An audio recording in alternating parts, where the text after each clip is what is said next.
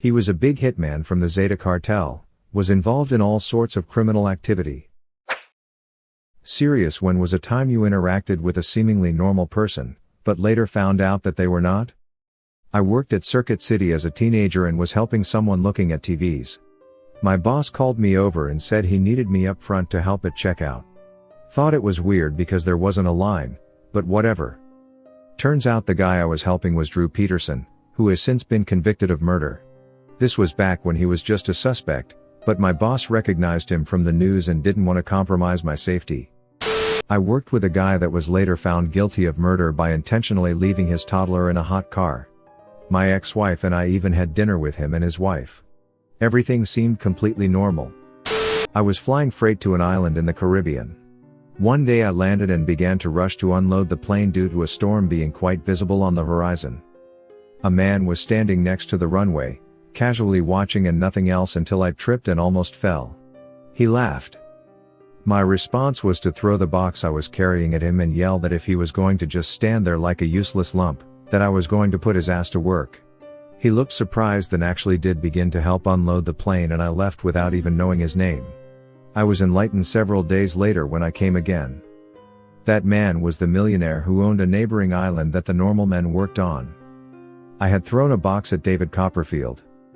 Worked with a woman for 2 years at a child-related business, perfectly normal mother type with multiple children.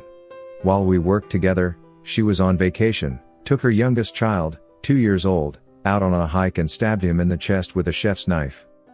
She then called 911 and frantically reported they had been mugged. The police knew something was up because she also said nothing had been taken. Child miraculously survived, and it came out later that an affair she was having had been exposed that night before the stabbing. Turns out the child was a product of the affair. Talk about misplaced blame. I should have added she was convicted, spent 10 years in prison, no parole, and was released after the full 10. She has since passed away, within a year of her release. I don't know her cause of death. Back in the late 90s, I had a friend from work whose brother hung out with us a few times when we'd go out. He seemed normal. A few years later, he allegedly, his family maintains he's innocent, set off a couple of bombs at biotech companies as part of some extreme animal rights group he'd gotten mixed up in. He managed to evade the FBI and disappeared. It is shortly after 9/11, the FBI put him in their top 10 for a while and America's Most Wanted did a profile on him. As far as I know, he's never been caught. I've seen his picture a couple of times in movies when some cop is searching a database of suspects, and it's always a weird blast from the past moment. I was in a reenactment group when I was younger, along with my family and others. 2 of the dads were like the head honchos, running the show, and they did it wonderfully. We were a part of this group for years. Then come to find out that one of those head honchos had been sexually abusing his daughter. He only did 3 years in jail. I chatted with a random guy in the laundry room of our apartment complex. He was a nice, friendly, outgoing kind of fellow. Skinny thing. A few weeks later I ran into him and his girlfriend on the elevator. I said, "Hey Mike, how's it going?" He proceeded to tell me how it was not going well for him. He'd been evicted from our apartment complex because he had like 8 people living with him, had been stabbed while he was on the bus coming home from an AA meeting, was recovering from the stab wound when his girlfriend, the one who was with him in the elevator at that very moment, broke up with him. His side piece was pregnant and the bitch in the front office wanted him to turn in his key ASAP. I was just kind of like cool. Well, see you around. I went night fishing, started chatting with the guy in the swim next to me and cooked some barbecue, had a beer and a normal chat. As the night drew on he pulled out a pipe and started smoking some crack and banging on about how the earth was flat. It was quite a long night and I didn't even catch a fish. Knew a kid in high school who was nice to me, and so I would hang out with him from time to time. He was always getting into trouble though, and I finally stopped hanging out with him after he brought a knife to school. Fast forward 5 years. He is now in prison for shooting a man to death over a pound of weed. We had a friend of the family that would always talk to us about going to his summer camp, cool guy.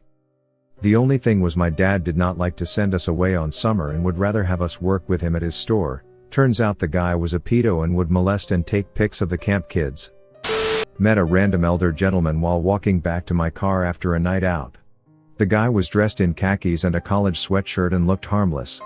He asked for a few bucks and informed me that he was new to the area and down on his luck. Turned out that the Illinois Department of Corrections had given him a one-way bus ticket to Atlanta. He had just finished a plus 20-year sentence for murdering his ex-wife and her lover. He was trying to reconnect with his daughter whom he hadn't seen since she was a little kid. Many years ago I lived in Cancun and met a very charming man who ended up dating one of my friends. We would go out in his car to go to the beach, out for dinner and whatnot. My kids would even come along once in a while. He was always in a good mood, all smiles, though later I discovered his father had been kidnapped and never found.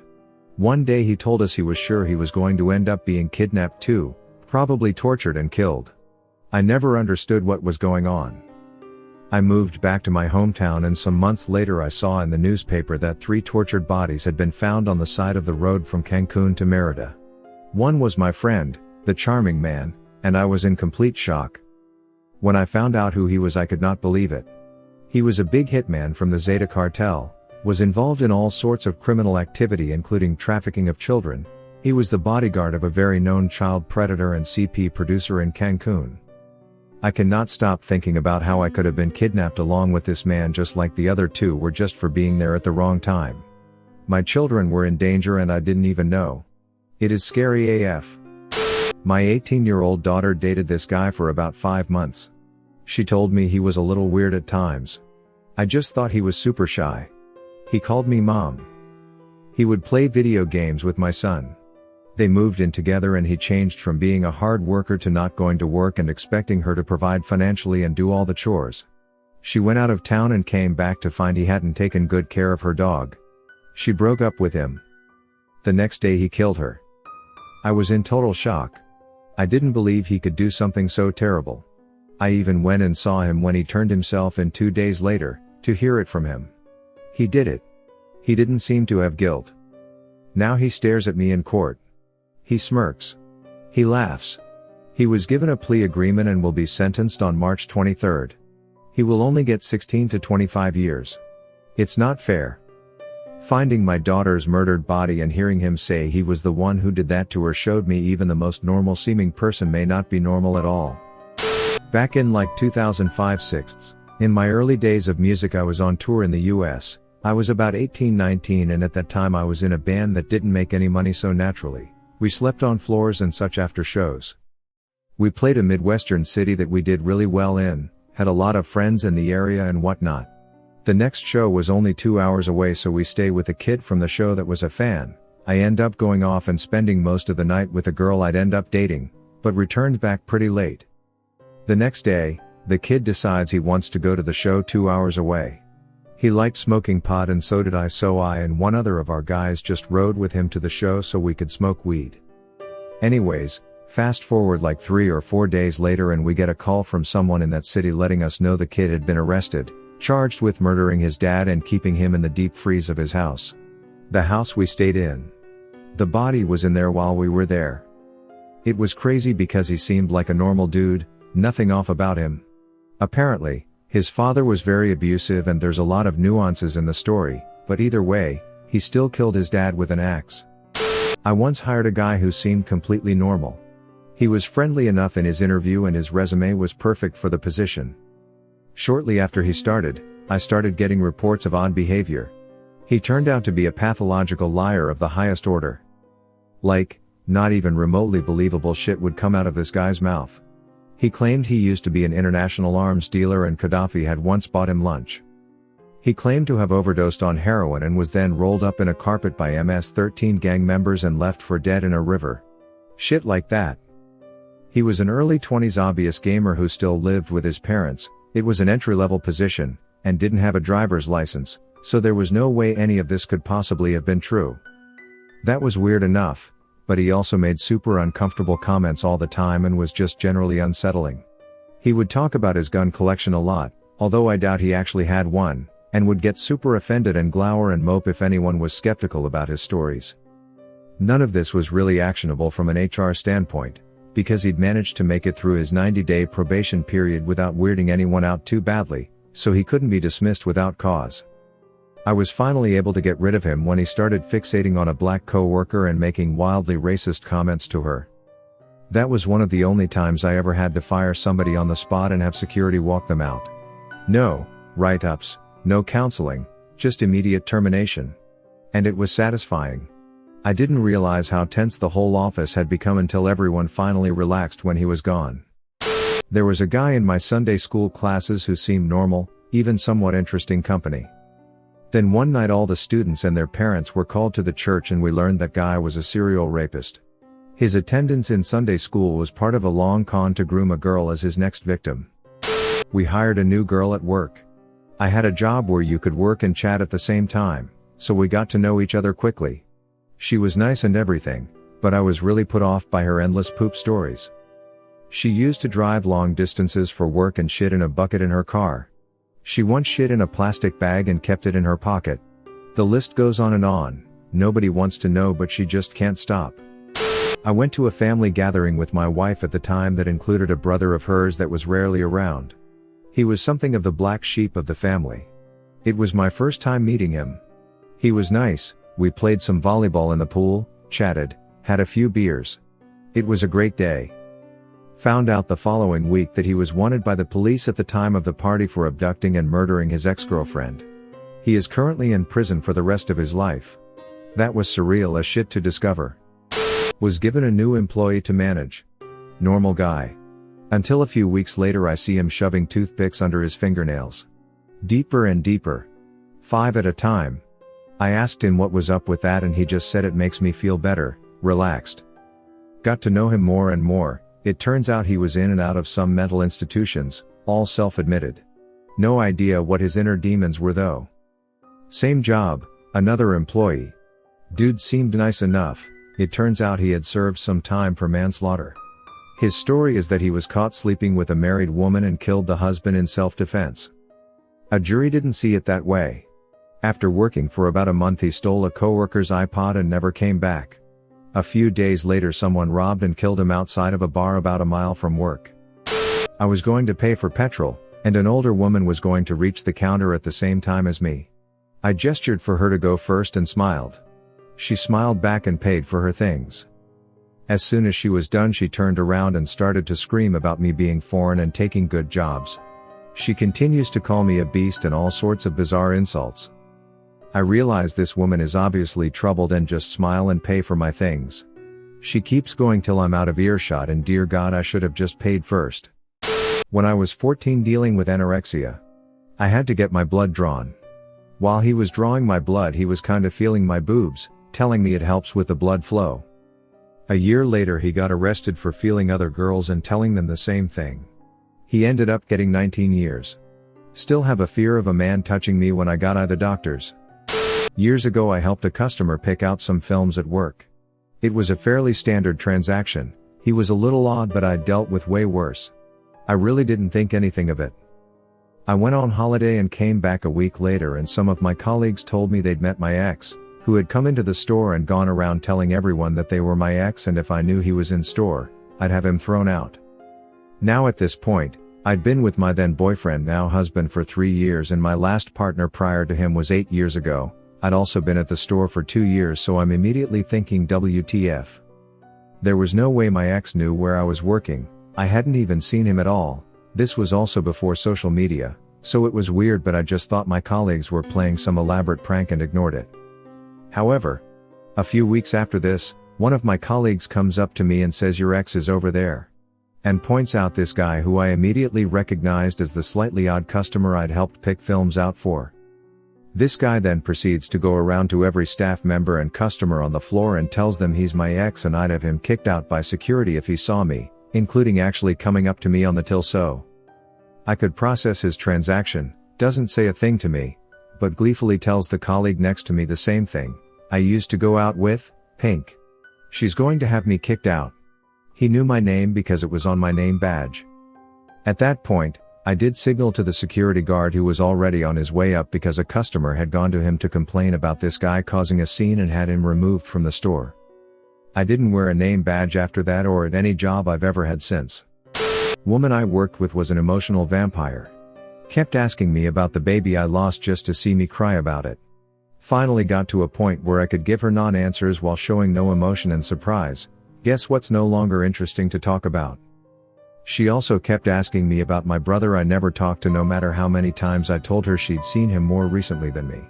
She was in her 80s and still working at the time, but she stopped working around the time I had my almost 3 years, so she's probably dead now. I was a part of the student council in high school and volunteered to work at a Halloween fair hosted by an elementary school. As we were preparing, another volunteer who I thought was part of the school staff approached me, shook my hand, and started a conversation about the equipment, because we had fun Halloween stations such as bobbing for apples and bounce houses. As I was talking with this man, I thought he was kind of weird, but I didn't think anything of it because I'm not one to judge a book by its cover. Anyways, my student council leader was apparently watching me from a distance and decided to intervene by offering a food voucher to both of us. Not knowing at the time that she was trying to separate us, he left quietly, and we later found out that he was a registered sex offender.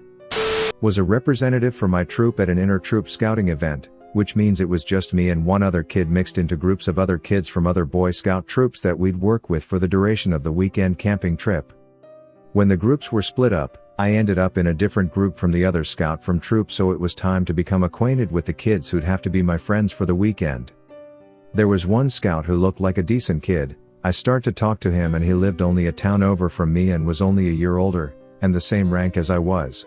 I go through the weekend joking with this kid and even sleeping in the same tent as him, and he was fairly nice and extremely funny. Then the second night things went weird. He revealed to us that he was an accused of third-degree theft and that his trial was pending. He also informed us that he'd been a suspected school shooter and was soon being expelled for that, and lastly, that he had killed multiple animals for fun on prior scouting outings, and he described how he paralyzed and then drowned a turtle just a month prior to this current trip. From that point forward he acted like a real dick. He asked for sexual favors from new, female scouts, and would flash people often. I tried to look the kid up and reached out to friends in this kid's district after returning from the trip, and later found out he'd been convicted and was in jail, although he was serving only a short sentence of around half a year. I have a group of friends who get together and we all play board games every week. We will all try to add more people to the group since some of the regulars can't make it some nights, and we want to make sure we have enough people to play whatever every session. Anyways, one of the guys grabs a dude he met at his church, and the guy seemed nice for the most part. A bit quiet, but nothing wrong with that. He's new to the group, so understandably shy. One of the slightly more outgoing guys in our group strikes up a conversation with him, and it turns out they both enjoy similar things, so they start to hang out outside the group working on cars and playing retro arcade games he had in his garage. Next thing you know, the new guy starts sending the regular really possessive texts like, "Why didn't you invite me to hang out last night?" or, "Why did you hang out with so-and-so and not me this weekend?" Our regular member had a really bad past with a stalker ex-girlfriend, so this became a real problem for the guy. So, needless to say, for the safety of our regular, we told the new guy he needs to back off and not come back to the game nights. He gets upset, starts texting some of the others some crazy stuff, starts driving by the house we frequent for the game nights, and even stalking the one guy he had been harassing around town. Turns out some friends of friends went to school with him and mentioned how he has some serious psychological disorders. He's somewhat schizophrenic, obsessive-compulsive, and paranoia. Anyways, not to act like people should be looked down on for their disabilities or mental health, but there's also the fact that we needed to keep our other friends safe, and this guy was very unpredictable. In the end, you still make choices about whether to harm others or not. Lately, we haven't had any issues. The guy has left the group, and the one friend, alone. We still keep an eye out since we know he still lives in the same city as us though. Sucks that we can't all just be chill and play games, but safety always comes first. A lot of these are people turning out bad, so here's one a little different. I worked with a young man in a fish processing plant in a remote corner of the world. He was super hardworking, very kind, and funny. No job was too shitty for him. Found out later he was the son of a billionaire and grew up in a penthouse in NYC. Thank you for watching Reddit Space. Please subscribe if you love these Reddit stories.